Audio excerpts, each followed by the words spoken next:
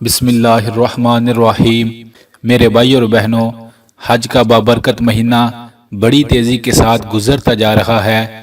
اس کے خوبصورت لمحات سے فائدہ اٹھا لیں۔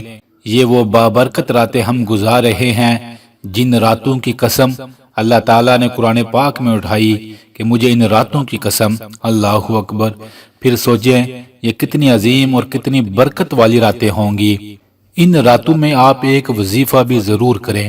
دنیا کا کوئی مسئلہ، کوئی پریشانی، کوئی غم ہوا، اس وظیفے کے پڑھتے ہی انشاءاللہ ختم ہوگا۔ یہ وظیفہ کتنا خاص ہے کہ جناب نبی کریم صلی اللہ علیہ وآلہ وسلم کی زندگی میں جب بھی کوئی پریشانی، کوئی غم، کوئی دکھ آتا تو آپ فوراً یہی وظیفہ کرتے۔ وظیفہ ہے نماز حاجت۔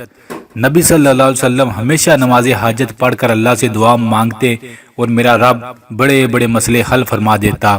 تو کرنا آپ نے ایسے ہے کہ ذی الحج کے مہینے کی راتوں میں ہر رات سونے سے پہلے کوشش کریں 2 رکعت نماز حاجت پڑھ لیں۔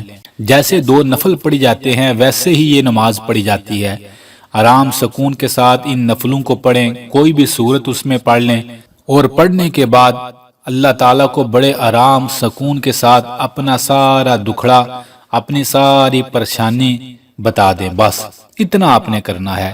آپ ہر رات یہ وظیفہ باقاعدگی کے ساتھ کریں اور دل کے ساتھ کریں، اور آرام آرام سے نماز پڑھیے گا اور آرام آرام سے دعا مانگیے گا۔ یقین مانیں ہزاروں لوگوں کا یہ الحمدللہ آزمایا ہوا عمل ہے۔ جس نے بھی دل کے ساتھ اس وظیفے کو کیا، میرے رب نے اس کی زندگی کے ہر مسئلے کو حل کر دیا۔